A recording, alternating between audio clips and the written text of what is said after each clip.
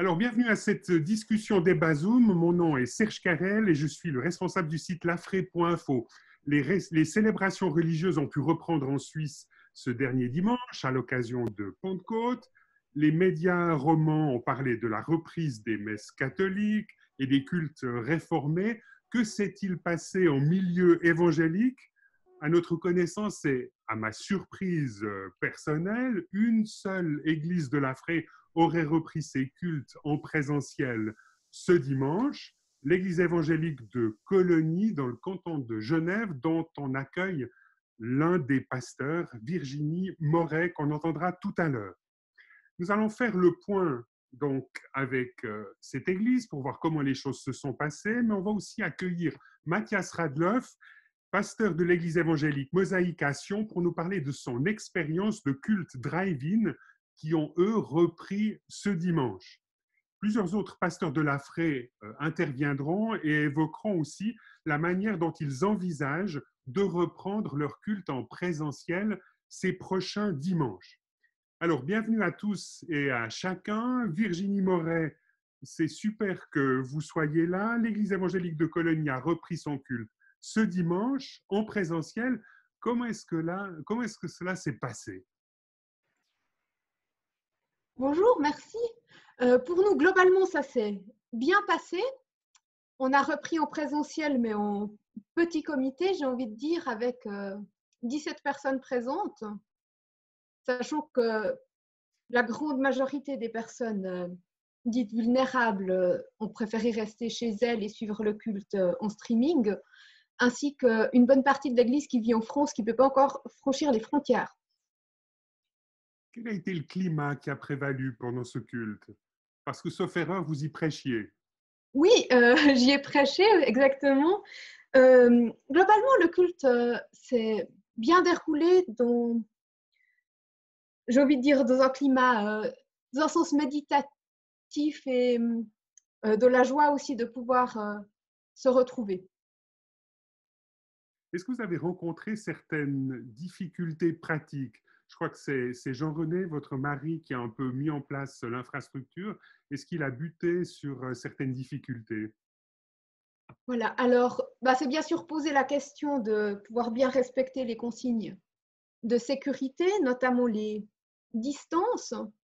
Pour ça, on a le privilège d'avoir des locaux relativement grands par rapport à la taille de l'église. Donc finalement, ça s'est bien passé sur ce point-là. Une des questions, c'était comment éviter que les gens s'agglutinent, entre guillemets, avant le début du culte ou au moment de la fin. Et pour ça, on a décidé que les gens, quand ils rentreraient dans la salle, seraient directement placés sur des places par quelqu'un qui était là pour présider à placer les gens. Et puis qu'à la fin du culte, on prierait tout le monde de sortir puis de discuter dans une cour qu'on a qui est assez grande aussi pour que les gens puissent respecter les distances. Et puis, est-ce Un que autre les gens ont défi, bien profité de se retrouver après le culte pour goûter à un long moment de convivialité? les gens sont restés un bon moment après le culte pour discuter ensemble dans la cour en dehors de l'église, oui. Et puis, est-ce qu'il y a des membres de votre Église qui ont refusé de venir ou qui ont signifié de manière assez directe le fait qu'ils refusaient, vu les conditions sanitaires, de se retrouver dans un culte présentiel? Alors, on a des personnes qui nous ont dit qu'elles préféraient être encore prudentes et venir plus tard, oui. Ces dernières semaines, Jean-René, votre mari, a développé, peut-être vous aussi, pas mal de choses en ligne, notamment des clips de prédication. Est-ce que vous allez continuer dans ce sens-là? Est-ce que le culte de dimanche était aussi disponible online?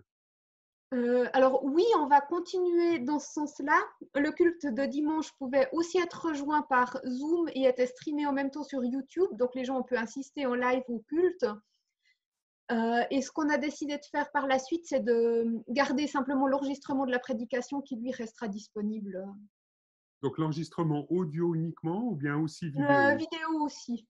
Vidéo aussi. Donc ça, c'est quelque chose de neuf par rapport à ce que vous viviez avant la période de semi-confinement. Voilà, avant la période de semi-confinement, les prédications étaient enregistrées en audio et restaient disponibles sur le site internet aussi, mais sans vidéo. Si vous aviez un petit bilan à faire un peu de cette expérience de sortir du semi-confinement, qu'est-ce que vous mettriez en avant? Qu'est-ce qui a été peut-être le plus marquant? C'est une bonne question. Voilà, je pense un grand défi qui reste pour nous et qui nous fait réfléchir, c'est comment garder des liens avec tout le monde, aussi notamment avec les personnes qui ne peuvent pas encore se joindre à nous à cause de leur santé, de leur âge ou des frontières. Mais ce qu'il faut peut-être juste expliquer, c'est que vous êtes à Colonie, donc à Voilà, quelques kilomètres de la frontière française, et vous avez des membres de votre église qui sont à la fois sur Suisse et sur France. exactement, c'est ça. Je pense qu'un bon tiers de l'Église vit sur France. OK. Et puis, s'il y avait encore voilà, autre chose à dire comme bilan, donc il y a premièrement ce défi de rester en contact avec les membres de l'Église qui n'auraient pas osé rejoindre le culte. Quels seraient les autres défis que vous verriez par rapport à la suite? Euh, les autres défis, voilà, ce qu'on a aussi vu, c'est que ça mobilise un certain nombre de personnes d'organiser un culte en présentiel, notamment pour l'accueil, placer les gens, gérer le streaming. Donc, ça va demander un certain investissement de la part de la communauté pour pouvoir maintenir ça de la sorte. Merci beaucoup, Virginie. On passe maintenant à Mathias Radloff. Mathias est pasteur de l'église évangélique Mosaïque à Sion, une église Krishona. Alors, Mathias, vous avez organisé votre deuxième culte drive-in cette fin de semaine, en fait dimanche dernier. Comment cela s'est-il passé? Bilan positif, c'est que ça nous a donné la possibilité de faire venir quasiment tous ceux qui voulaient se déplacer, voire, puisque cette fois-ci, on n'était pas obligé d'être moins de 6 dans un même endroit, ce qui voulait dire que les personnes étaient venues en vélo, étaient venues en train pour finalement venir à pied et pouvaient assister aussi à la rencontre. Donc, ça a permis de réunir les personnes qui ne voulaient absolument pas croiser aucun virus, donc ils sont restés dans leur voiture, portes fermées, fenêtres fermées, etc., qui ont pu entendre ce qui se passait et faire coucou par la fenêtre, et puis ceux qui étaient un peu moins frileux et qui ont pu alors après se saluer et avoir aussi un échange. Mathias, quel est le climat qui a prévalu lors de votre culte? Ah, on était 20, un peu plus de 20 personnes, donc c'est un peu le climat familial. On était, comment dire, on est assez mélangé. Je pense que sur les 20 personnes, on doit bien être de 10 pays différents. Donc finalement, l'aspect Pentecôte, parler en langue, etc., c'était quelque chose de tout à fait actuel aussi pour l'occasion. Donc on a pu valoriser un peu les particularités linguistiques des uns et des autres aussi pour cette fête. Donc en fait, voilà, c'était une belle fête, rencontre de famille. Du point de vue pratique, quelles sont les difficultés sur lesquelles vous avez buté? Alors, pratiquement, c'est que on ne sait jamais trop si le matériel va fonctionner. On a cette fois-ci opté pour des haut-parleurs et pour une transmission donc, enfin, voilà, assez forte. On était un peu à l'écart des maisons, c'était possible Donc, ce de qu'il mettre faut des peut-être haut-parleurs. préciser, c'est que vous étiez sur le parking du supermarché Aligro de Sion. Voilà. Voilà. La contrainte pour ce dimanche était de ne pas utiliser un parking public, mais d'utiliser un emplacement privé, donc, ce qui était le cas avec le parking du marché Aligro. Et donc, le défi, c'était rien que de se dire, attendez, voir comment est-ce qu'on va placer les voitures, comment est-ce qu'on va faire que les gens aient leurs 2 mètres de distance, s'ils viennent en tribu, est-ce qu'on aura assez de chaises pour toute cette équipe, etc., ou est-ce qu'il y aura assez de cabines à livrer pour s'asseoir dessus. Enfin, donc ça, bon, on s'attendait peut-être pas à ce que des centaines viennent, mais bon, on ne sait jamais, le parking est grand. Dans le cadre de votre communauté, qu'est-ce qu'apporte un tel culte à votre dynamique de vie d'église? Le, je pense que ça nous a permis d'avoir les différents aspects qu'on trouve importants quand même pour la rencontre d'église. Un, on peut venir comme on veut, on peut venir tel qu'on est, on peut profiter de la communion fraternelle. On a chanté, hein, puisqu'il y a en plein air, on pouvait chanter sans les masques. On pouvait aussi avoir un peu d'échange pour ceux qui voulaient se croiser et puis se parler. Donc finalement, c'était, comment dire, il y avait tous les avantages, ou plutôt tout ce que je considère comme étant important pour un culte. Bon, la Sainte Seine, on ne l'a pas célébrée. Voilà, c'est peut-être la seule chose qu'on n'a pas fait. Vous avez, dans le cadre de votre église, à disposition une petite salle qui aurait pu, dans les circonstances présentes, si j'en crois mes informations, accueillir seulement 12 personnes. Donc là, ça vous a permis quasiment d'accueillir le double de personnes sur ce parking. Oui, oui, oui. Quasiment tout le monde. Quasiment tout le monde a pu venir de l'église. Je crois qu'il y a 3, 4 ou 5 personnes qui ne sont pas venues parce que, bon, indisposées, etc. Mais c'était un dimanche, comment dire, personne n'a dû se dire « Ah, je ne peux pas y aller ». Donc ça, c'est peut-être aussi un point intéressant pour les églises qui s'interrogent, se dire finalement, on va être limité au niveau de nos locaux, on devra refuser du monde. La solution parking drive-in permet, si on est au bénéfice d'un grand parking, d'accueillir vraiment beaucoup de monde. Tout à fait, tout à fait. Oui. Et puis alors, on n'avait pas de problème non plus de devoir désinfecter les choses parce qu'il y a un autre groupe qui suit, parce qu'il y a deux groupes qui se suivraient dans une salle, etc. Donc, on a fait le tour une fois et puis voilà, après, on range les chaises et quand c'est à ressortir, elles se sont désinfectées toutes seules.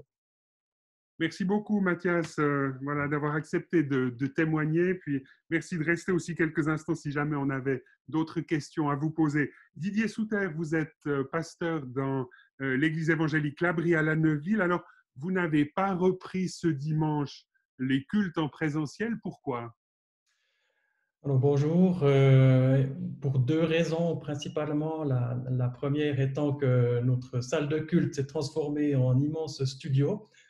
Et donc, on avait énormément de matériel partout, donc ça nécessitait de réaménager les choses aussi. Puis la deuxième raison, et peut-être la principale, c'est qu'on se posait effectivement la question de savoir mais comment est-ce qu'on va recommencer finalement. Voilà, on était un petit peu dans ce questionnement aussi de voir finalement le culte qu'on reprend, qu'est-ce qu'il va avoir comme sens. Ça rejoint un petit peu aussi les réflexions de Mathias concernant la louange, concernant la Sainte Seine, concernant la proximité, concernant le nombre de personnes. Donc, c'est toutes des contraintes qu'on a. Aujourd'hui, là, je discutais avec la personne responsable de la louange qui me disait, mais sa difficulté finalement à avoir un moment de louange où seul le groupe serait en train de chanter, puis les autres en train d'écouter. Donc, voilà ce que je peux comprendre. Donc, c'est un peu ce genre de questions-là qui sont venues. Donc, on n'avait pas envie de se précipiter.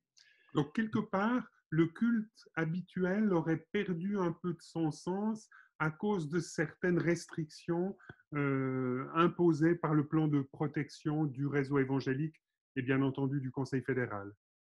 C'est un peu ça. Finalement, on s'est retrouvé plongé dans cette crise du Covid et puis c'est intéressant de voir aussi comme on a eu une certaine résilience à développer d'autres manières de communiquer. Et puis, il y a un peu une question de fond là derrière, c'est par rapport à cette liturgie qu'on a, où on pense effectivement que là-dedans, il y a toute il y a une certaine spiritualité aussi derrière. Est-ce que ce n'est pas juste des habitudes cultuelles qui peuvent être bonnes, mais qui peuvent aussi être mises en question finalement? Et puis, c'est un peu cette réflexion-là qu'on a entamée avec le Conseil d'anciens notamment. Et puis, du point de vue concret, est-ce que finalement certaines restrictions ou certaines contraintes de ce plan de protection proposé par le réseau évangélique vous ont quelque part dissuadé de sauter dans le dimanche de Pentecôte pour reprendre les cultes? Est-ce que certaines choses vous ont paru comme des montagnes impossibles à réaliser ou casse-pieds franchement à réaliser? Alors, au niveau, je dirais, de la logistique, on peut le mettre relativement facilement en place. Ce n'était pas trop compliqué pour nous de mettre ça en place. Par contre, on avait un peu l'impression qu'au niveau de la substance du culte, ben, il y a beaucoup de sens qui s'en allait, quoi. Et puis, effectivement, on s'est dit, mais est-ce qu'on fait un peu, entre guillemets, un culte au rabais, quoi, pour faire un culte? Et donc, c'est un peu effectivement, ça nous a restreint. D'autres personnes aussi nous ont dit, mais est-ce qu'on doit forcément se plier aux exigences? Enfin, il y a une sorte de contrainte qui nous est dictée, qu'on peut comprendre, encore une fois. Et puis, évidemment, c'est répété aussi que la santé est premier, mais c'est vrai que ça pose aussi la question finalement de l'obligation finalement de suivre ces directives et puis de s'y plier et puis de vider un petit peu le culte de sa substance. Est-ce que certains vous ont dit franchement que vous étiez dans une attitude de compromission à l'endroit de l'État et que finalement vous deviez rendre votre culte à Dieu et pas à César en vous soumettant à telles contraintes? Non, alors, on n'a pas eu ce genre de remarques. Les gens sont plutôt dans le questionnement, je dirais.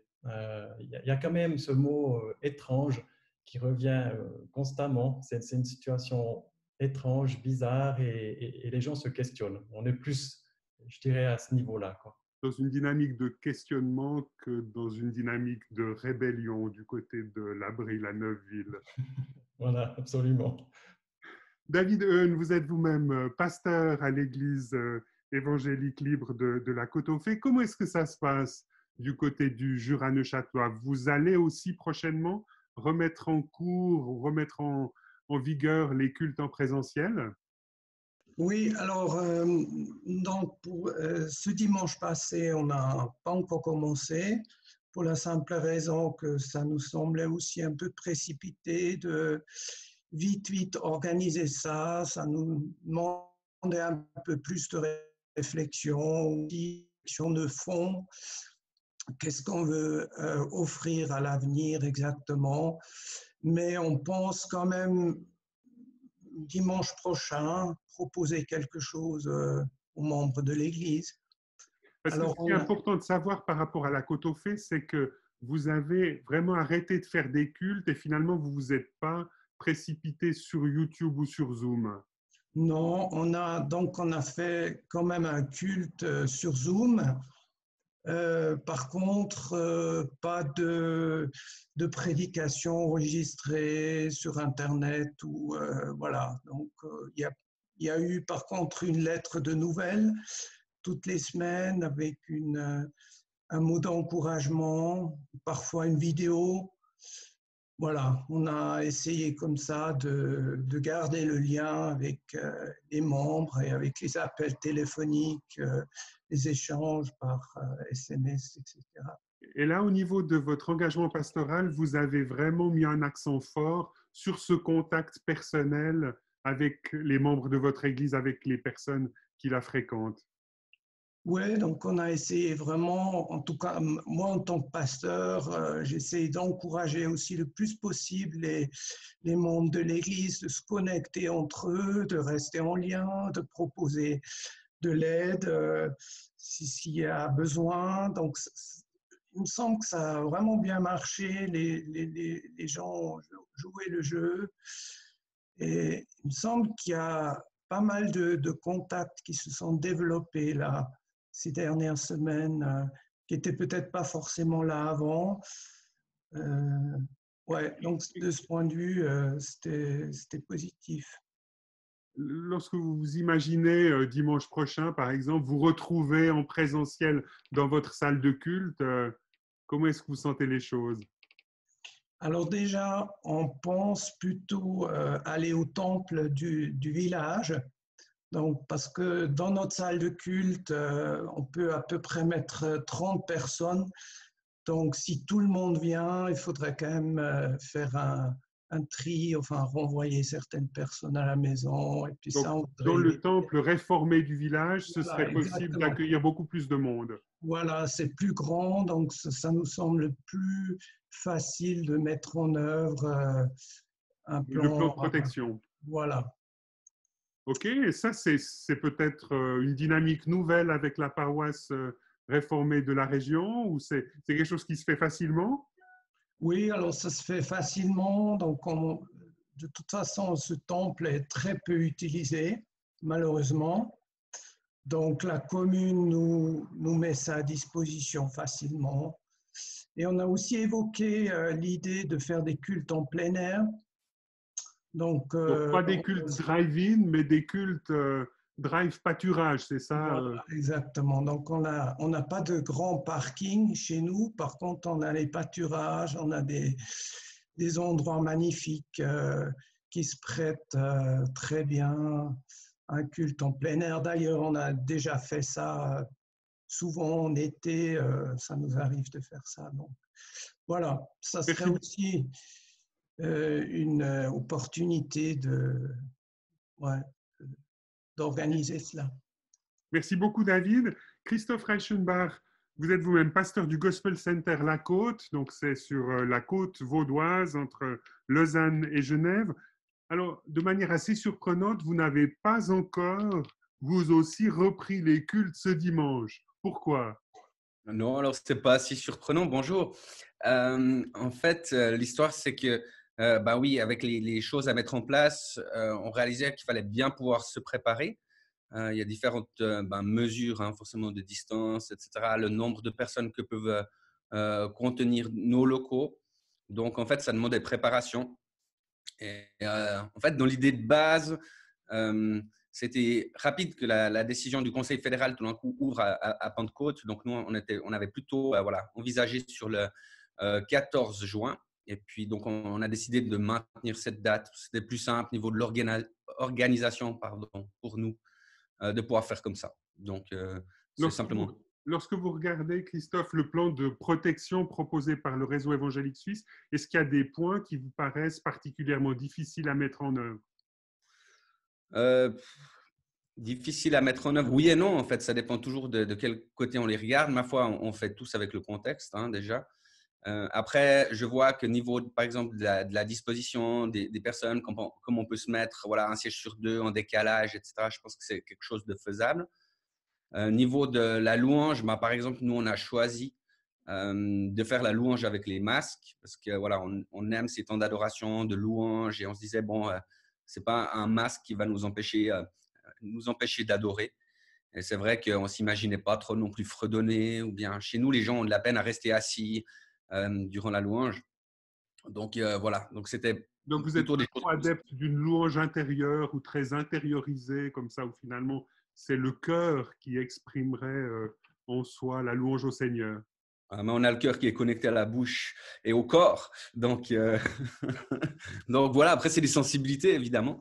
Mais voilà, c'est vrai qu'on est plutôt dans une spiritualité un peu animée, comme ça, de nos louanges. Donc, voilà. Donc, c'est vrai que ça ne correspondrait pas non plus à qui on est de tout d'un coup faire quelque chose juste pour pouvoir le faire et puis que ça ne ressemble à rien du tout pour nous, du moins. Vous avez aussi, au travers de ces semaines de semi-confinement, passablement développé les cultes en ligne. C'est quelque chose que vous allez poursuivre? Oui, alors clairement, c'est notre désir aujourd'hui de pouvoir poursuivre parce on pratiquait un petit peu le streaming live, mais plutôt à l'interne. Ça veut dire qu'on faisait des YouTube privés, par exemple, parce qu'on rediffusait pour la garderie qui est à l'étage au-dessus de nos locaux. Qu'on donnait aussi le lien aux personnes qui étaient par exemple malades ou comme ça, qui pouvaient suivre. Mais ça restait des choses faites un peu comme ça, pain fromage, si j'ose dire, très maison. Et puis là, on a dû quand même améliorer considérablement l'exercice. Et puis on se dit que c'est dommage d'avoir investi autant de temps, d'argent pour s'arrêter juste maintenant. Et puis, je trouve qu'il y a quand même quelque chose de bon parce que ça rejoint des gens, et ça rejoint peut-être la discussion de la semaine passée, mais ça rejoint des gens qui ne viennent pas forcément dans nos églises, qui peuvent venir jeter un œil sans trop de risques. Et ça, vous avez déjà vu un certain impact de ces cultes online sur finalement des gens qui habiteraient votre région? Oui, j'ai des voisins, par exemple, qui ont suivi tout d'un coup une célébration.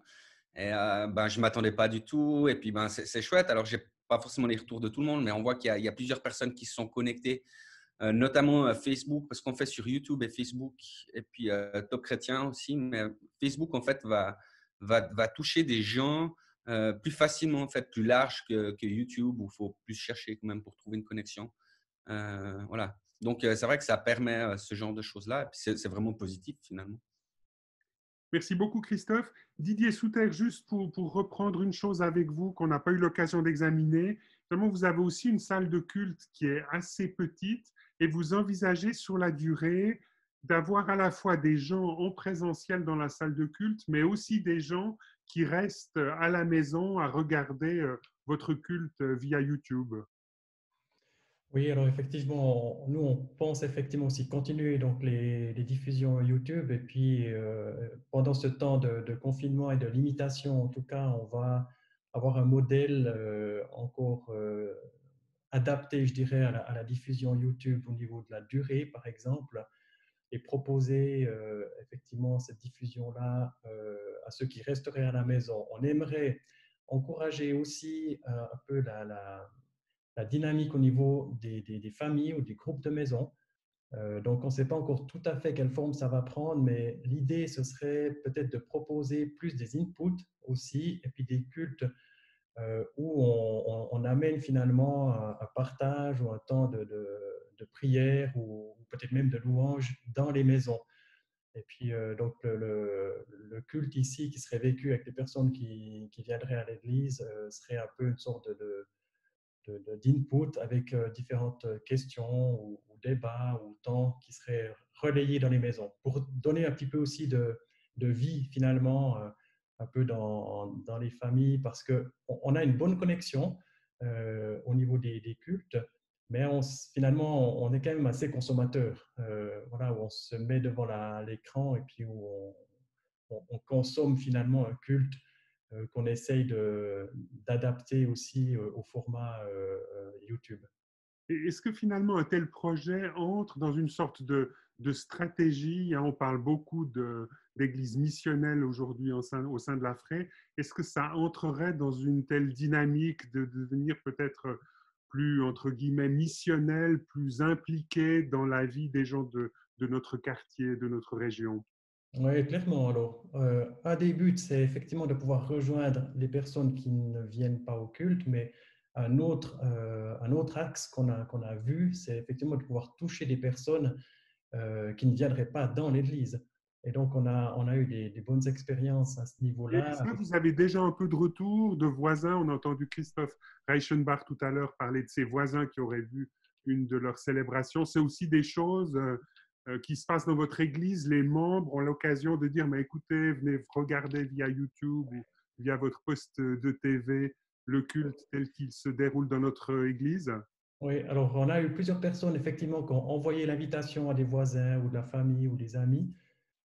Pour ma part, j'ai lancé l'invitation à ma section de pompiers dans laquelle je suis actif aussi. Puis voilà, j'ai profité de cette opportunité-là pour les inviter à Pâques. Et donc, voilà, il y en a quelques-uns qui se sont connectés. Donc, Et vous avez eu un peu des retours? j'ai eu quelques retours, ouais, voilà, pas très, comment, pas très développés, quoi, mais voilà, ils m'ont dit qu'ils étaient là, qu'ils avaient apprécié. Et puis c'est des gens qui seraient jamais venus à l'église, probablement. Donc, c'est intéressant, quoi. Bon, parce que ce qui est aussi intéressant, c'est que votre Église a bénéficié ces dernières semaines, je ne sais plus quand exactement, mais d'un moment de diffusion très très large sur la télévision régionale, sur Canal Alpha, où vous étiez 4 ou 5 fois sur l'ensemble du dimanche. Voilà, exactement, oui. On a été approché par Canal Alpha avec l'émission Ma foi, c'est comme ça, pour enregistrer un culte. Donc, c'était une chouette expérience aussi.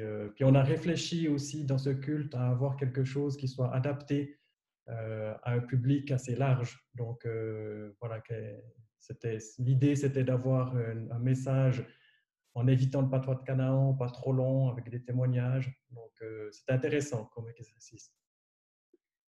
Merci beaucoup, Didier. Philippe Tuller, vous êtes secrétaire général de la FRAE. Est-ce que vous êtes surpris de voir qu'il y ait si peu d'églises de votre fédération d'églises qui aient repris le chemin des cultes présentiels? Alors, bonjour à tous. Non, à vrai dire, je ne suis pas vraiment surpris. C'est vrai que beaucoup d'églises, comme ça a été dit, se sont organisées plutôt pour une reprise, soit le 14, soit même des fois le 21 juin, suite aux premières étapes de déconfinement qui avaient été annoncées. Et je crois qu'au vu de la quantité de travail que ça demande d'avoir déjà organisé les choses comme ça, beaucoup ont préféré se tenir à ce qui avait été prévu plutôt que de tout réorganiser suite au coup d'accélérateur du Conseil fédéral. Et je pense que certains souhaitent aussi laisser aux membres le temps de se faire à cette nouvelle étape de déconfinement, avec toutes les questions que ça pose, les craintes pour certains. D'autres, c'est l'inverse, c'est plutôt il faut y aller, il faut y aller. Donc là, se donner un petit peu de temps, je pense que c'est quelque chose qui est de bonne guerre. Et puis, il faut dire aussi plus généralement qu'on est moins attaché au calendrier liturgique que, par exemple, nos amis catholiques, pour qui on sentait bien que pouvoir au moins faire encore Pentecôte sur ce semestre, c'était quelque chose d'important et on pense qu'ils ont fait un bon travail de lobbyisme pour réussir à obtenir cet avancement de la date des reprises. Et puis, il faut quand même dire, et ça s'est entendu dans ce que les uns ou les autres ont partagé, on a quand même une approche du culte qui reste relativement individualiste et parfois pro-liberté, anti-État. Et donc, dans cet état de fait, je pense que dans le calcul, la pesée d'intérêt entre la reprise, mais avec toutes les conditions sanitaires, ou au contraire, continuer avec le mode streaming, hybride, finalement, on a plutôt penché de ce côté-là. Est-ce que vous pensez que dans le milieu évangélique en Suisse romande, actuellement, prévaut une certaine crainte de voir quelque chose comme ce qui s'est passé à l'église porte ouverte chrétienne de Mulhouse se dérouler aussi dans nos locaux? Alors oui, je pense que ça a quand même marqué les consciences. Maintenant, il y a encore ce qui s'est passé à Francfort qui nous rappelle une fois de plus que le milieu ecclésial est quand même un milieu dans lequel visiblement la propagation de ce virus peut être facilitée par les lieux, le manque d'aération, le fait de chanter ensemble, etc. Et je pense que les chrétiens ont été sensibilisés à ça. Je pense que ça nous a rendu service parce que ça a aussi certainement fait taire une partie des théories un peu complotistes qui auraient vu derrière ce confinement une manière de nous priver de notre liberté religieuse, ou une partie plus spiritualiste où Dieu nous aurait de toute façon protégés. Avec ce qui s'est passé autant à Mulhouse qu'à Francfort, on voit qu'on doit faire attention comme n'importe qui dans la population, avec l'espérance qu'on a en Dieu en plus. Et puis, bien sûr, les médias ont aussi été sensibilisés au fait que les églises sont des lieux finalement à garder à l'œil. Et je crois qu'en tant que pasteur ou responsable de fédération, on sait qu'on est observé et qu'on doit faire attention. Si dans une église en Suisse, il devait tout d'un coup y avoir un foyer qui réapparaît, je pense que les médias seraient très rapidement présents pour voir si tout a été bien mis en œuvre, si on a négligé certains aspects. Et donc, on est conscient de ça. On a parlé tout à l'heure avec Mathias Radloff de ces cultes drive-in. Est-ce que c'est, à votre sens, une piste qu'on devrait davantage explorer? Alors, c'est une expérience qui est vraiment très intéressante, quelque chose qu'on n'avait jamais vu en Suisse romande. Mon sentiment, et peut-être que Mathias pourra le confirmer, c'est que l'organisation d'un drive-in est encore un tout petit peu plus compliquée, notamment techniquement, à organiser que si on se trouve dans la salle de culte où on connaît bien le matériel. Et puis, je pense que pour un certain nombre, c'est une formule qui ne permet pas non plus de vraiment retrouver le sens de la communauté. Donc, j'ai le sentiment que ce culte drive-in correspond vraiment bien aux églises qui vont avoir un focus sur l'extérieur, sur la missionnalité. Et dans quel cas, ça peut être effectivement une expérience qui est intéressante. Elle est aussi attractive parce qu'elle est originale. Et je pense que c'est une expérience qu'il faudrait pouvoir multiplier. Mais je ne pense pas qu'elle va se généraliser. Et j'ai l'impression plutôt que, comme ça a été dit, le fait de pouvoir diffuser ces cultes en ligne correspondra mieux aux églises qui voudraient se livrer un petit peu au regard de tout un chacun, se laisser être approché, apprivoisé par ceux qui autrement ne mettraient pas les pieds dans l'église. Par ailleurs, le fait d'être en plein air, ça c'est vrai que c'est un plus. Et je pense qu'au minimum, avec l'été, plusieurs églises vont organiser des pique-niques communautaires parce que ça permet quand même de se retrouver dans un cadre qui est un peu moins contraint, un peu moins anxiogène peut-être encore que d'être dans sa communauté. Merci beaucoup, Philippe. Mathias Radloff, un commentaire par rapport à cela? C'est vrai que vous êtes vraiment dans une église pionnière, impliquée dans votre quartier et très ouverte sur l'extérieur. On n'a eu personne finalement du quartier, des amis comme ça qui sont venus pour cela. C'est des gens de l'église et des amis qui fréquentaient déjà l'église qui ont pu venir. Et j'ai justement pensé que, comment dire, même si le premier culte qu'on avait fait était au niveau technique assez catastrophique, les gens, ils ont tellement aimé pouvoir se retrouver, se voir, même si c'était que d'une voiture à l'autre. À l'époque, il fallait encore garder les 10 mètres, il ne fallait pas être plus que 5 sur une place, donc on essayait de vite refiler dans les voitures pour ne pas être plus que 5 en dehors des voitures. Mais j'ai vu que la possibilité de se voir, de nouveau, autre que sur Zoom, était quelque chose d'absolument enrichissant. Et puis là, dimanche dernier, je pense qu'on a retrouvé finalement la vie d'église traditionnelle, sauf qu'on n'était pas confiné dans un local. Mais on a pu quasiment tout faire, ce qu'on a toujours pu faire, voulu faire, et se retrouver. Et ceux qui voulaient le confinement donc, sont restés dans leur voiture. Ceux qui voulaient le confort ont ouvert les fenêtres et les portes et sont restés dans leur voiture. Donc, on n'a pas fermé les fenêtres. Et puis d'autres s'étaient mis sur des chaises. Et puis, on peut participer ainsi. Je trouvais que c'est bon, ça demande quelques travaux en plus, savoir comment maintenant on va faire avec le son. Mais si on a déjà une sono, etc., dans les églises, nous, dans la petite église, on n'avait pas de sono. Hein. Quand on est 20 au culte, on n'a pas besoin de micro, etc. Donc, il fallait un peu inventer la chose maintenant pour savoir comment faire sur un parking. Mais une fois qu'on avait quelques outils, c'était bon, quoi. Merci beaucoup, Mathias. J'aimerais vous proposer maintenant, on a fait un petit tour d'horizon là avec les uns et les autres au niveau de l'état de leurs expériences. Si vous avez des questions, vous pouvez regarder sur la barre tout en bas de Zoom, il y a la possibilité d'une réaction. Vous cliquez sur réaction, puis soit vous faites clap-clap ou bien le pouce levé, et ça me permet juste de vous accorder la parole pour que vous posiez votre question. Donc, ce qu'on se demandait dans un premier temps, c'était de savoir est-ce que finalement, en tant qu'Église, vous butez actuellement sur une difficulté majeure de mise en œuvre du plan de protection proposé par le réseau évangélique suisse. Raymond Glore, volontiers. Alors, il faut juste que je réactive le... Voilà, c'est tout bon, Raymond. Merci.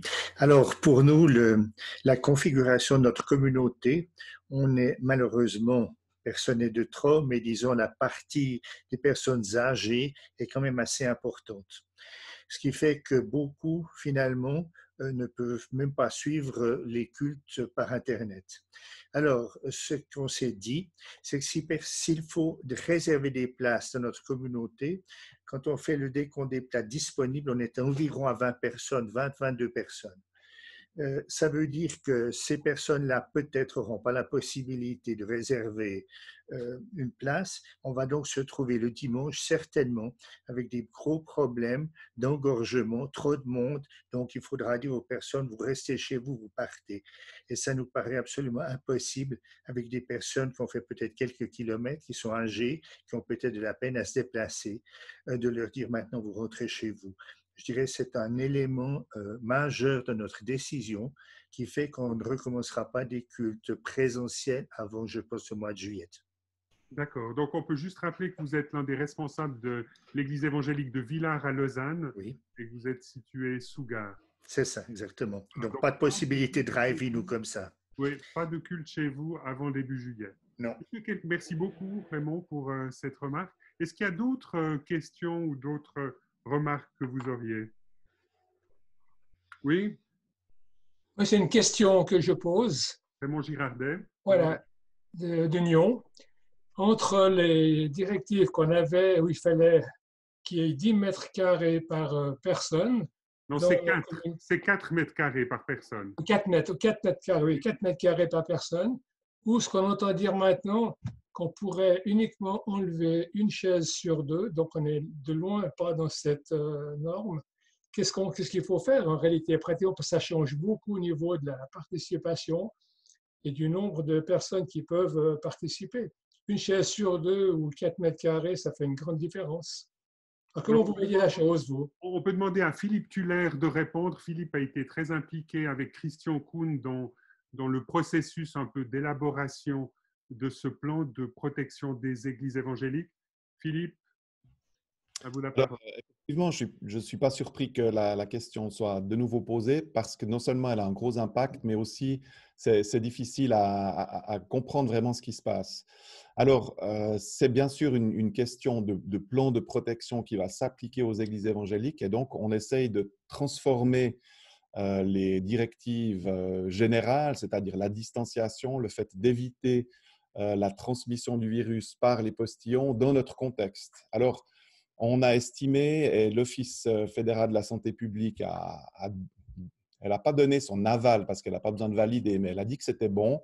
On a estimé qu'en étant assis, en regardant tous dans la même direction, c'était OK de n'avoir qu'une chaise de libre à gauche et à droite et une chaise de libre devant, hein, d'où la question de la quinconce, pour finalement se protéger de cette espèce de bulle de postillons qui pourraient transmettre la maladie. Je suis désolé d'être un peu concret, mais finalement, c'est à ça que servent ces mesures.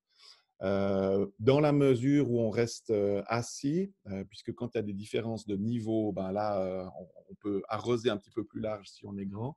Et puis dans la mesure aussi où on ne chante pas, puisque là, la projection peut aller jusqu'à 3, voire 5 mètres, d'après ce qu'on a pu voir dans les écoles de chant, par exemple, et les mesures qu'ils préconisaient. Donc, assis dans une salle de culte où tout le monde regarde dans la même direction, c'est OK d'être une chaise sur deux en quinconce, de manière à avoir de l'espace, surtout devant, puisque en gros, on va être dirigé vers l'avant de la scène. Donc, c'est vraiment ça qu'on peut appliquer. Ça veut dire qu'on a en fait la moitié des chaises utilisables. C'est aussi finalement une mesure raisonnable en dessous de laquelle les églises ne reprendraient tout simplement pas leur culte, en tout cas dans le milieu évangélique où on a souvent des taux de remplissage de 70-80% ou plus. Raymond Girardet, une remarque par rapport à cette réponse de Philippe Tuller? Non, je comprends cette position, mais c'est quand même plus délicat. Recommencer les cultes dans ces conditions, il y aura beaucoup de monde. Et gérer aussi l'entrée et la sortie, surtout ça. Parce que donc, vous-même, à titre personnel, vous ne seriez pas très rassuré de vous retrouver dans un tel contexte non, à la Fraternelle à Nyon? Il semble qu'à Nyon, on va recommencer avec les 4 mètres carrés par personne. Pour commencer, on va recommencer comme ça. Puis on verra après comment ça va. Donc, en adoptant une attitude plus stricte que celle qui est proposée par le plan de protection du réseau évangélique. Oui. Mmh. OK, merci beaucoup. Est-ce que quelqu'un d'autre aurait une question, une remarque? N'hésitez pas à vous manifester en clapant, en tapant des mains ou bien en posant un petit pouce via réaction. Je vois personne là. Oui, alors volontiers, Didier, il faut juste réactiver votre micro. Oui, c'était juste une remarque qu'on m'a fait aussi par rapport à la louange et puis sur le fait qu'on passait en streaming les cultes. La personne disait, mais finalement, il faudra aussi faire attention à ce qu'on montre. Et puis sur les distances, sur les, voilà, au niveau du groupe de louange, par exemple, s'il est filmé, avoir conscience que ces images-là passent sur le net et que tout le monde peut les voir. Et puis comme on est quand même, on est regardé, quoi. Hein, donc comme vous l'avez dit aussi, je pense qu'il y a aussi effectivement un devoir un peu d'exemplarité par rapport à ça, quoi. Merci pour cette remarque. Donc finalement, vous allez vous contenter de petits groupes de louanges avec une distance entre chacun de 2 mètres. Alors, je pense qu'on va faire attention au niveau du groupe de louanges aussi à respecter ces distances-là. Et puis, parce que si on le filme et puis qu'on le passe en streaming, ben, effectivement, qu'on ne tente pas le bâton avec lequel on pourrait être battu par la suite, quoi. Merci beaucoup. Est-ce que, c'est une des dernières questions là que je vais avoir, est-ce que vous auriez, en tant que responsable d'église, des attentes sur un point ou sur un autre par rapport aux instances fédératives frais? Est-ce qu'il y a des désirs, des clarifications qui devraient être opérées ou des accompagnements plus, voilà, qu'est-ce qu'il faudrait dire, plus marqués que vous souhaiteriez? Oui, Thomas Salamoni, volontiers. Je pense Alors peut-être, je ne sais pas s'il y a déjà eu des infos à ce sujet-là plus détaillées, mais on a regardé les conditions pour des garderies officielles et c'est vrai que si on se trouve au même régime que les employés des garderies qui se transforment en nettoyeurs, nettoyeuses professionnels, ça peut être assez compliqué, disons. Est-ce que là, on sera soumis finalement pour une garderie aux mêmes conditions que les garderies publiques? Parce que c'est plutôt compliqué après. Alors, je vais renvoyer cette question à Philippe Tuller. Philippe, Mhm. une réponse à cela? C'est vrai que pour tout ce qui touche à l'enfance et à la jeunesse, on travaille par analogie avec l'école depuis 6 ans et bien effectivement avec les garderies pour en dessous. Donc, c'est vrai que là, ça demande quand même voilà, une très, très bonne organisation et du nettoyage. Est-ce qu'on peut Jusque-là, en pas... tout cas, on n'a pas de, voilà, de plan de protection spécifique aux garderies en église par rapport aux garderies en général. Mais est-ce qu'on peut pas dire que vu que les cultes, c'est une fois par semaine et les garderies, en l'occurrence peut-être pas à Gland, mais dans les garderies d'église habituelles, c'est aussi une fois par semaine, il y a ce délai de 72 heures qui fait que le virus a perdu de sa vitalité et ça nous sauve quelque part. Donc on peut imaginer qu'on a peut-être moins à désinfecter, à le faire peut-être de manière moins soigneuse si on se rencontre une fois par semaine. Alors effectivement, ça c'est quelque chose qu'il faut prendre en compte, moyennant quand même un peu de lessive, hein, parce que suivant ce qui peut se passer comme incident dans une garderie, il faut quand même ne pas juste laisser passer 72 heures. Peut-être certains jouets aussi à ôter, mais autrement, effectivement, pour une église qui n'aurait qu'un culte par semaine et qui serait la seule utilisatrice de ces locaux, ça pourrait tout à fait fonctionner. Maintenant, c'est vrai que souvent, les églises peuvent avoir plusieurs cultes ou plusieurs communautés et aussi mettre à disposition la garderie en semaine au niveau du public. Et là, ça change la donne. Mais c'est vrai qu'autrement, ces 72 heures, il faut y penser, même d'ailleurs pour les salles de culte.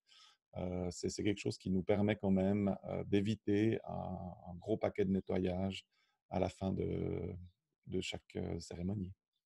Merci Philippe. Thomas Salamoni, est-ce que c'est OK pour vous? Oui, donc on se réfère aux instructions qu'on trouve pour les garderies publiques, si jamais. Et puis on suit exactement ces indications-là en tenant compte des 72 heures, si jamais. Ça, c'est en tout cas la manière la plus sûre de faire les choses. Merci beaucoup. Est-ce que quelqu'un d'autre aurait une remarque ou une question à poser? Oui, volontiers, Laurent Coindet. Il faut juste activer le micro. Voilà. Je me posais des questions, savoir si certaines églises, via Philippe Laffray nous a proposé un système via Infomaniac pour la régulation du nombre de personnes dans le cadre de nos célébrations, pour qu'on gère la participation au culte. Je me demandais si des églises avaient d'autres outils ou avaient pensé à d'autres manières de faire pour réguler la présence. Alors, parce que je trouve que ça, c'est un challenge dans une église comme la nôtre, c'est un challenge d'arriver à bien gérer cet aspect-là pour, comme quelqu'un l'a dit, on ne se retrouve pas avec trop de personnes derrière la porte qu'on doit renvoyer. Philippe Anchaud, vous avez une expérience à ce niveau-là? Vous êtes pasteur à l'église évangélique de Mérin. Alors, nous avons tenté l'expérience à partir de ce dimanche.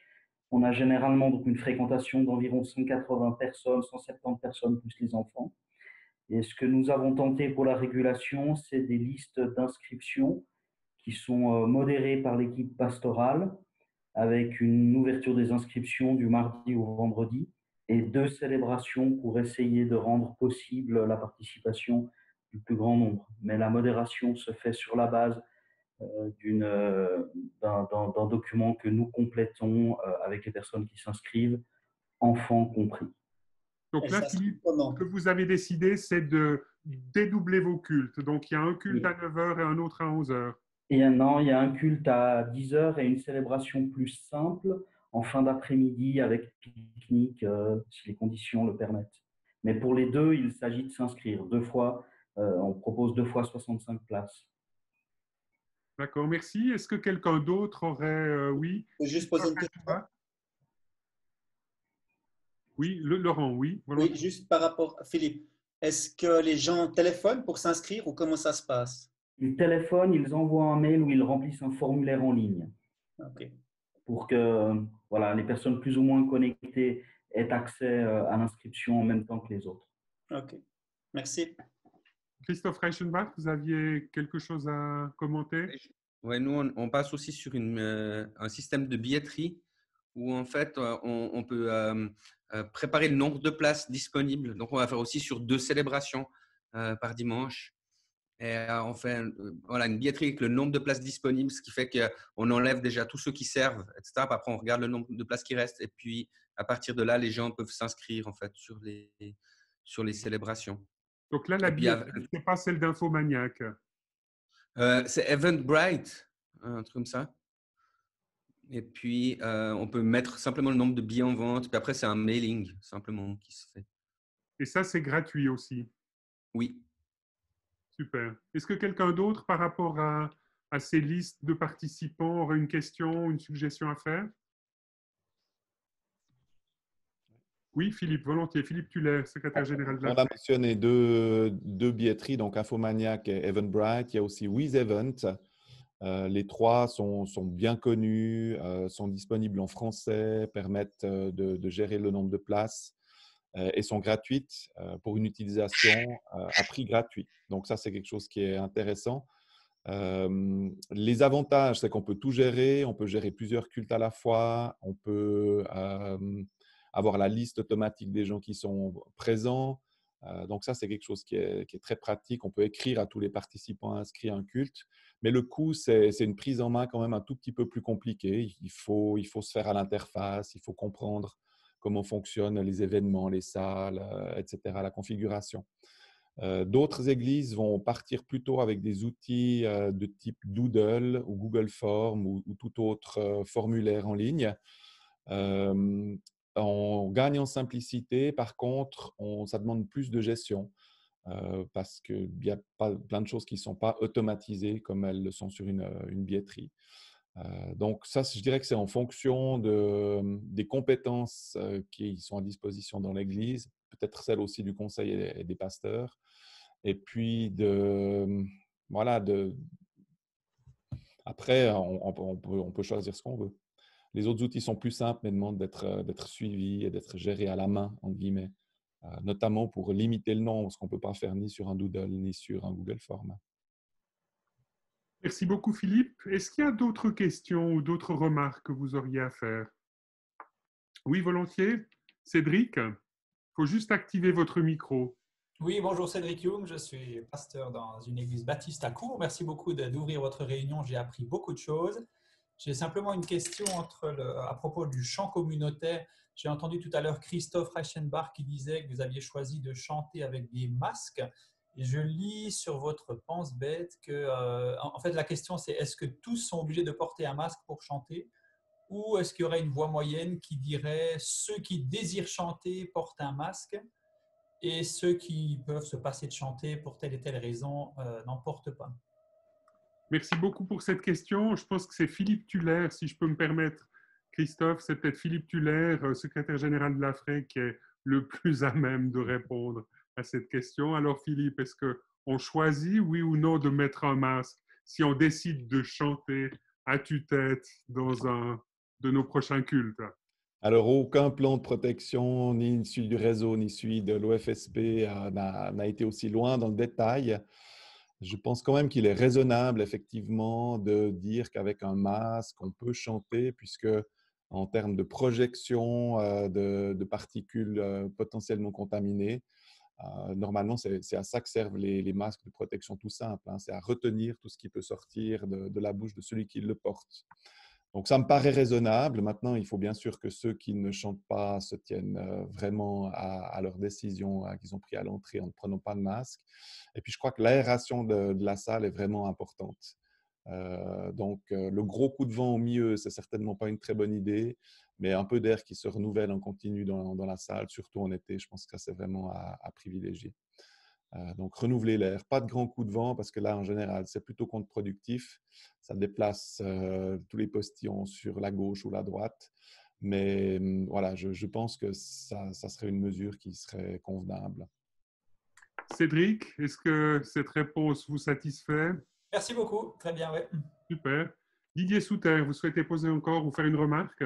Oh, c'était juste une remarque par rapport au masque. En fait, ce qu'il faut savoir, c'est que le masque, il protège, il nous protège et il protège les autres. Donc, quand on ne porte pas de masque, il y a une protection qu'on n'a plus. Donc, je ne sais plus au niveau des pourcentages, mais je crois que c'est de l'ordre de 60 à 60% avec un masque. Et puis, si 2 personnes portent les masques, on arrive à 90% de protection. Donc, dans une église où vous avez que les chanteurs qui portent un masque, ben, les autres n'ont pas une protection équivalente. Enfin, ça arrive à 60%. C'est juste pas une question de choix. Merci de cette remarque. Charles Daniel, vous aviez aussi une question à poser. Oui, vu que cette situation peut durer ou peut encore revenir, peut-être sous la même forme ou sous d'autres formes, moi, je pense qu'il faudrait qu'on puisse composer avec cette pandémie sur un long terme. Qu'en est-il de la réalité des églises? Ou est-ce qu'il y a des dispositions particulières que la FRE va mettre en place, à l'instar de toutes les dispositions qui nous sont données de prendre, pour que toutes les églises de la FRE ne se retrouvent pas sous les projecteurs de la presse ou comme facteur de propagation? Parce qu'aujourd'hui, on parle de masque, on parle de chanter ou pas, mais est-ce que c'est une ligne directive qui sera stricte sur laquelle chacun devrait se tenir? Ou est-ce que finalement, on va dire en juillet, on n'entend plus trop parler et tout le monde baisse les bras et demain, ça revient encore sous une autre forme, surtout dans nos églises? Philippe Tuller, une réponse à Charles Daniel? Je pense que c'est tout à fait juste de viser le long terme parce qu'effectivement, la prochaine étape, c'est finalement la vaccination de la population. Et ça, elle n'aura pas lieu avant le printemps de l'année prochaine, d'après ce qu'on entend des spécialistes. Donc jusque-là, les mesures qui ont été prises vont être peut-être encore légèrement assouplies, mais pas de manière drastique, puisque tout ce qu'on a comme outil avant le vaccin, c'est la distance sociale ou physique, comme on préfère l'appeler maintenant. Et donc, ça veut dire qu'effectivement, il faut qu'on imagine pouvoir tenir les mesures qu'on va prendre encore 6 mois. Et ça veut dire beaucoup. Alors, heureusement, on a une capacité d'adaptation qui va faire qu'avec le temps, on va faire les mêmes choses en les trouvant simplement moins pénibles. Donc, ça, c'est pour le côté des bonnes nouvelles. Mais de l'autre côté, c'est vrai qu'il faut prendre des mesures qui aient un certain bon sens, le juste taux de risque pour que ça soit vivable à long terme, tout en garantissant quand même le plus possible la protection. Et ça, c'est un équilibre.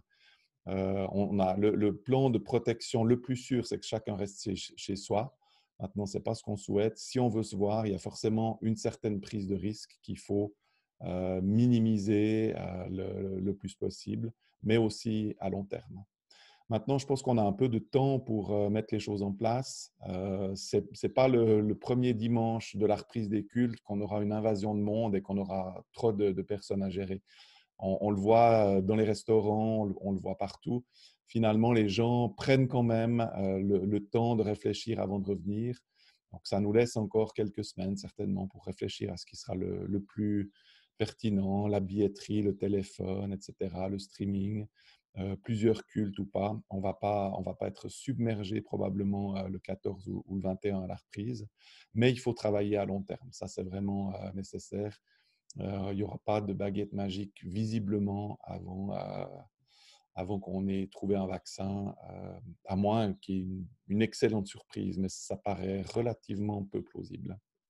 Merci beaucoup Philippe. Charles Daniel, ça joue pour vous? Super. Est-ce qu'il y a quelqu'un d'autre qui aurait une question? Si ce n'est pas le cas, moi je vous remercie beaucoup d'avoir participé à notre 3e discussion débat Zoom. J'espère que ça vous aura apporté quelque chose. Si vous avez des remarques à faire ou des suggestions pour l'amélioration de cette dynamique, n'hésitez pas à m'écrire serge.carrel@lafre.ch, lafre.ch. Et puis peut-être que d'ici l'été, nous aurons l'occasion, si vous le souhaitez, de remettre sur pied une telle discussion. Je crois que ça permet à chacun d'accorder un peu son violon et puis peut-être de voir aussi dans quel sens souffle un certain vent. On espère celui de la Pentecôte, mais voilà, en tout cas dans la dynamique actuelle. Merci d'avoir participé à cette discussion et puis Que le Seigneur vous bénisse chacun et au plaisir de vous croiser. J'espère tout prochainement. Allez, bonne soirée à chacun. Bye bye.